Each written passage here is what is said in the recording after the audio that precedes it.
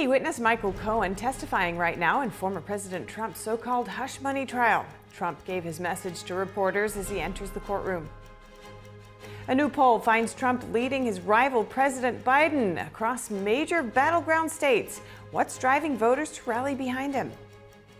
The Bill and Melinda Gates Foundation is losing its namesake Melinda. The former wife of Microsoft founder Bill Gates is stepping down after over 20 years as co-chair. Many states require that women getting a chemical abortion are told about the possibility of reversing it. But some states, like New York, through Attorney General Letitia James, are looking to stop the practice. We'll hear from an attorney for analysis.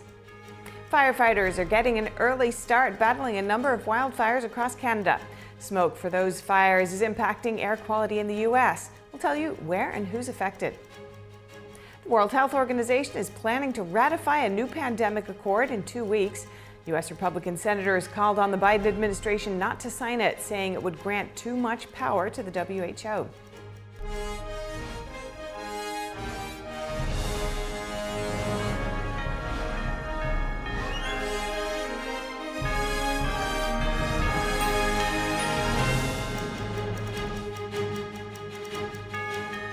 Welcome to NTD Newsroom. I'm Stephanie Cox. A resignation notice today from Melinda French Gates.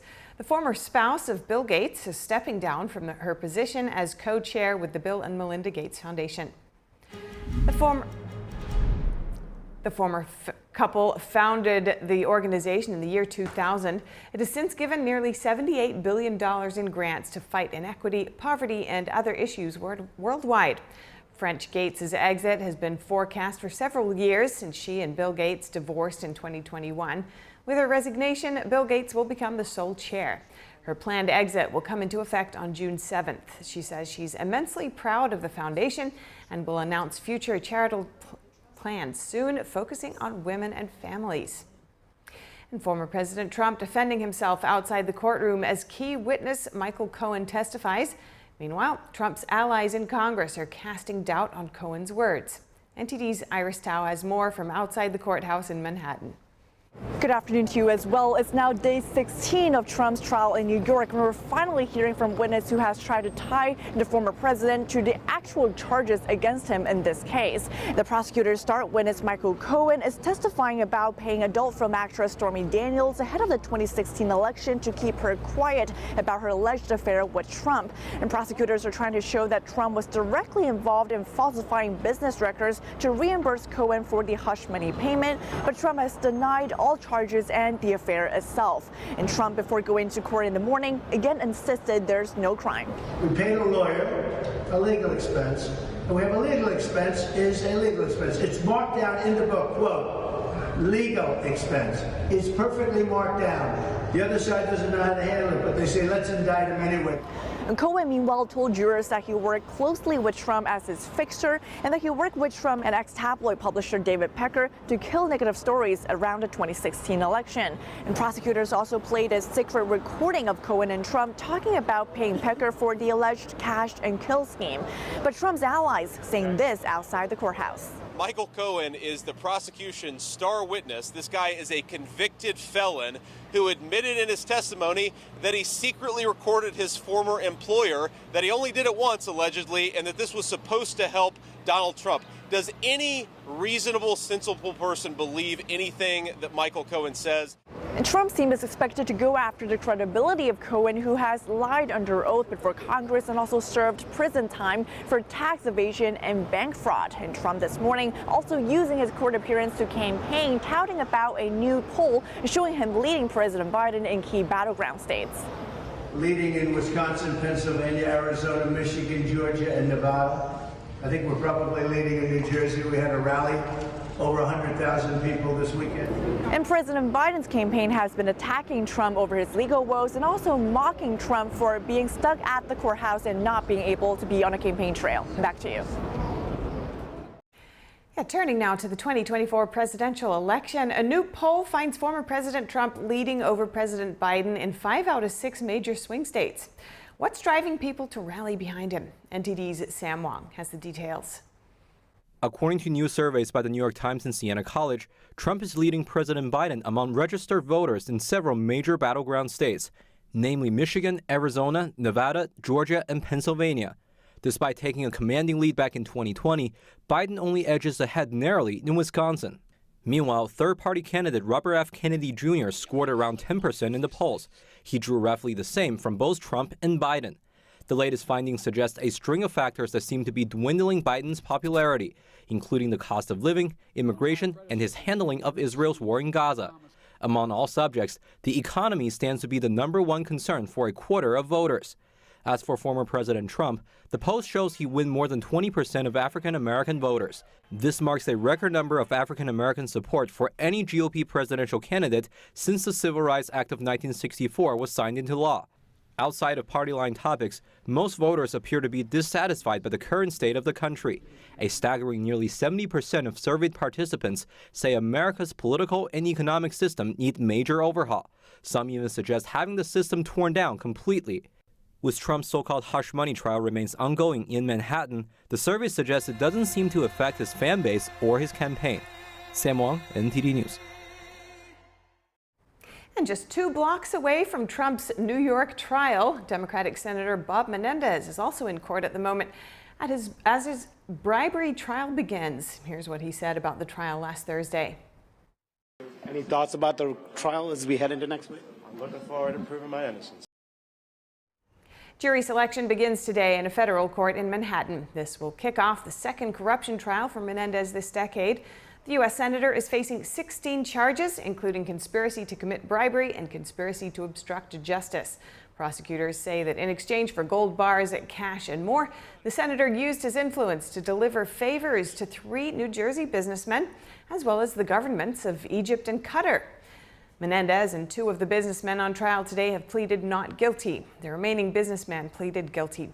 The senator's wife is also charged, but she will stand trial at a later date. After being charged last year, Menendez stepped down as chair of the Senate Foreign Relations Committee. And peak Canadian wildfire season is only a few weeks away, and already firefighters are putting out blazes across the country. One of those fires is in the same area where a massive blaze occurred 8 years ago.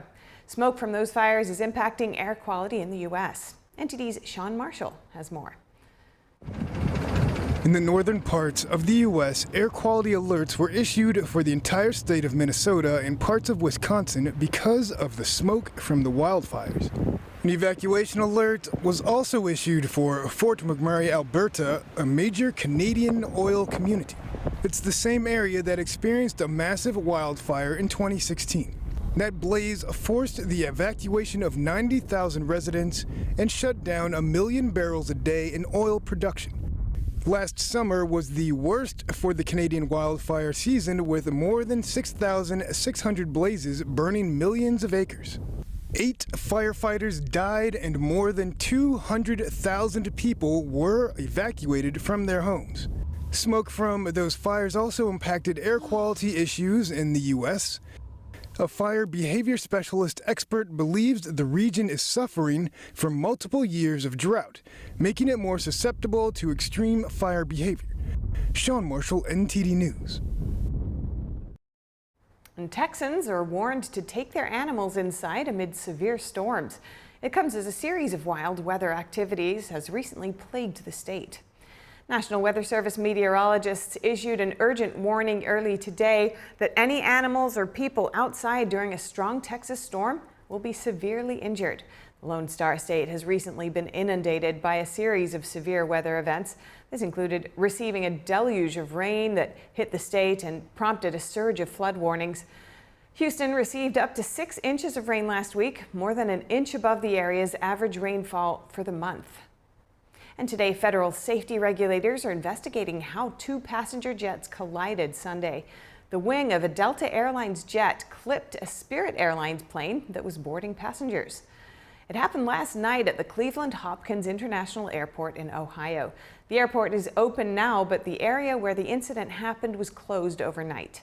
Passengers from both airlines were delayed for several hours as both planes were checked for safety issues following the contact. It's the second incident at the Cleveland airport in just over a month. In April, a small private plane crashed into the runway. 2 people were hurt in that crash. Russia's new defense minister is a civilian economist. The surprise move by Russian President Vladimir Putin is seen as an attempt to prepare for economic war. More than 2 years into the conflict, which has cost both sides heavy casualties, Putin proposed Andrei Belousov to replace his long-term ally Sergei Shoigu as defense minister. Belousov is a 65-year-old former deputy prime minister who specializes in economics and has played an important role in overseeing Russia's drone program. He is known to be very close to Putin and shares the Russian leader's vision of rebuilding a strong state. Meanwhile, Putin wants Shoigu to become the secretary of Russia's powerful Security Council. His new job is technically regarded as a step up to his defense ministry role, which ensures continuity and allows him to save face. Shoigu was heavily criticized by Russian military bloggers for a series of retreats the Russian military was forced to make in 2022. Kremlin spokesman Dmitry Peskov said the change made sense because Russia was approaching a situation like the Soviet Union in the mid-1980s, when the military and law enforcement authorities accounted for 7.4% of gross domestic product. Peskov said that meant it was vital to ensure such spending was better integrated into the country's overall economy. It was why Putin now wanted a civilian economist in the defense ministry job, Peskov added. The first Chinese journalist jailed for exposing Beijing's virus cover-up is scheduled to be freed today. She spent 4 years in prison. At the beginning of the COVID pandemic in 2020, citizen journalist Zhang Jian shared videos online about the situation in Wuhan City, ground zero of the pandemic. Her first-hand accounts of crowded hospitals and her local interviews painted a dire picture of the city. Such reporting is taboo under the communist regime. For exposing the situation, she was given a 4-year prison term. Human rights groups have called on the Chinese regime to free Zhang on schedule.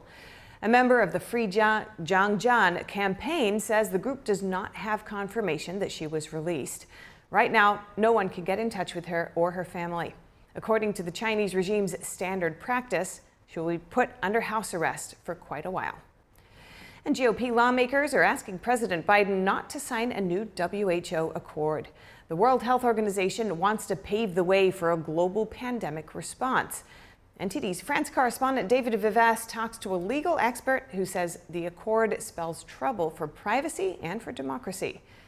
For the past 2 years, the World Health Organization has been working on an accord to address an agreed-upon plan for how governments should respond to any global outbreak and better share resources. However, deep divisions between member states still remain on the treaty. U.S. Republican senators last week urged Biden not to sign off, voicing opposition to the draft for focusing on issues like shredding intellectual property rights and supercharging the WHO.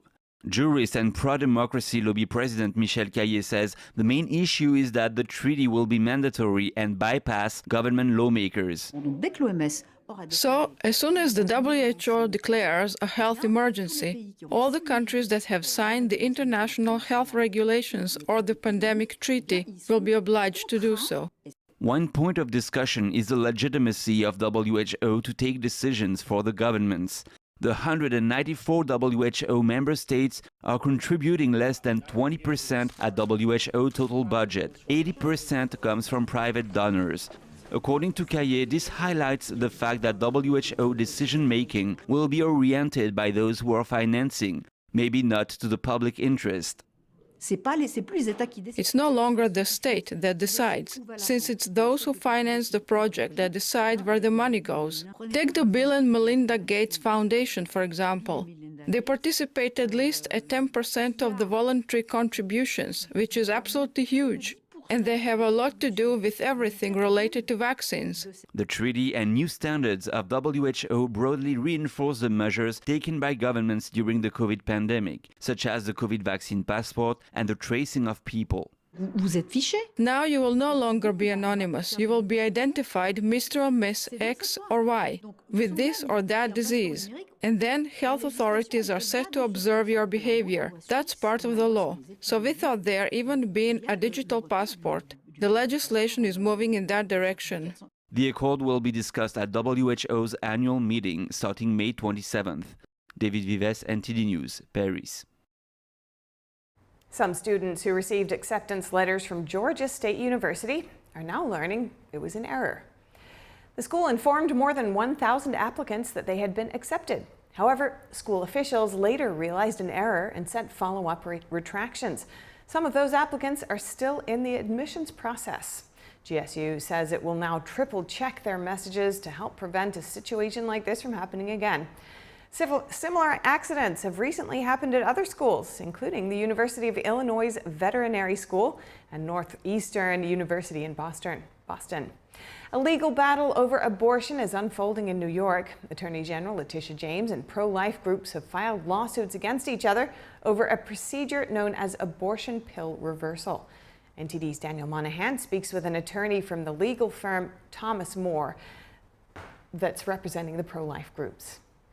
A chemical abortion involves two steps. First, a woman takes mifepristone, which inhibits the life-giving hormone progesterone, essentially starving the baby. The second drug a woman takes is misoprostol, which expunges the baby from the womb.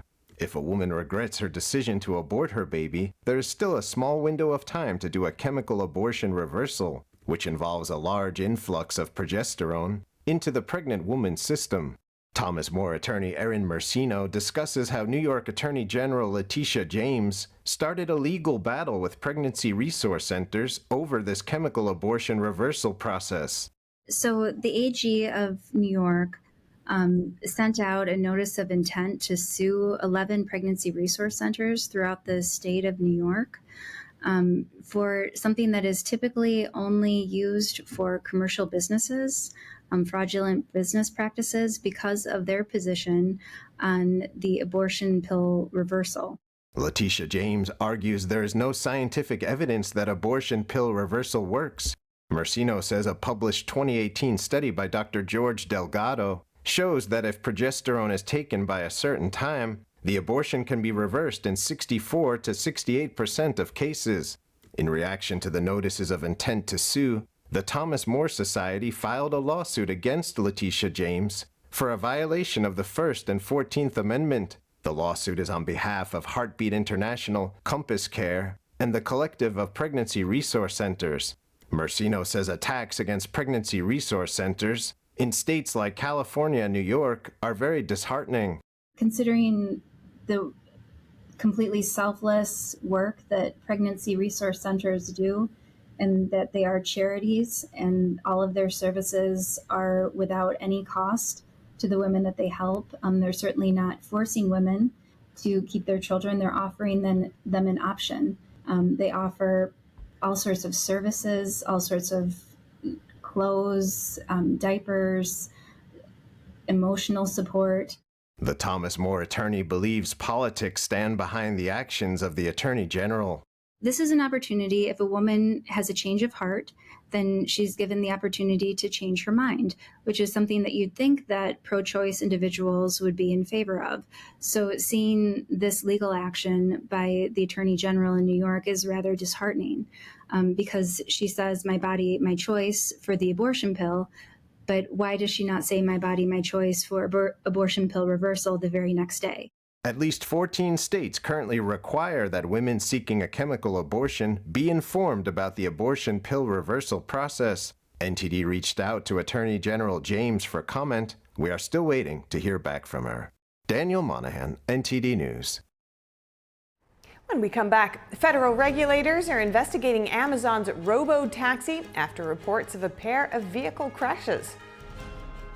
And climate activists disrupt an Italian Open match to protest against water shortages. Members of the climate group poured white paint and threw confetti on the Faro Italico's clay tennis courts. That and more after the break.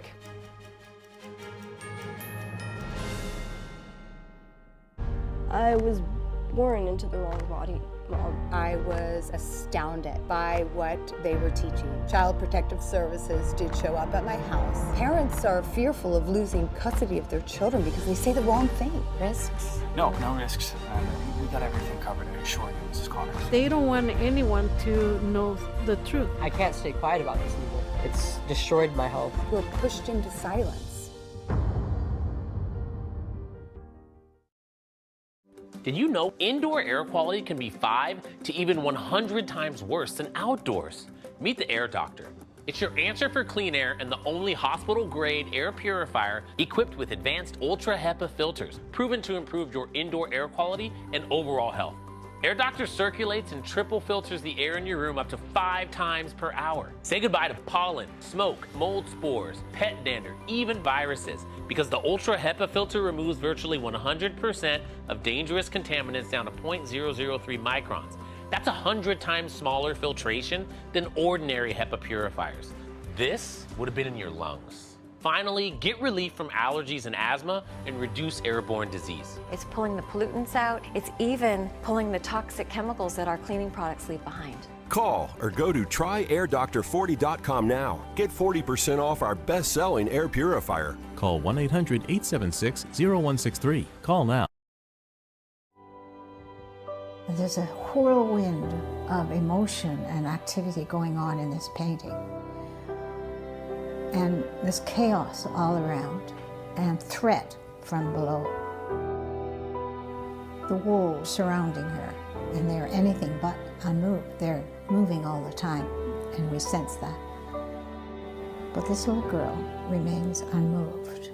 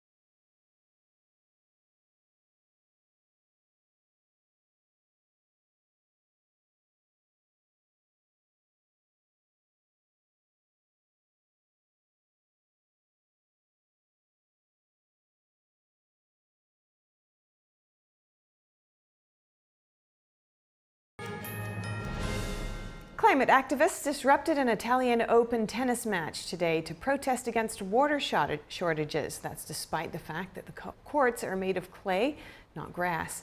NTD's Andrew Thomas has more on the protest. The protesters are members of an organization called the Ultima Generazione, Italian for the last generation. Members of the climate group poured white paint and threw confetti on the Foro Italico tennis court. The activists disrupted the match between American tennis player Madison Keys and her opponent, Romanian Sorana Kirsta. Demonstrators also glued themselves to seats during a doubles match. According to a press release, the protest aimed to raise awareness about drought-related problems and the water crisis affecting Italy. One protester criticized the tournament for watering the courts.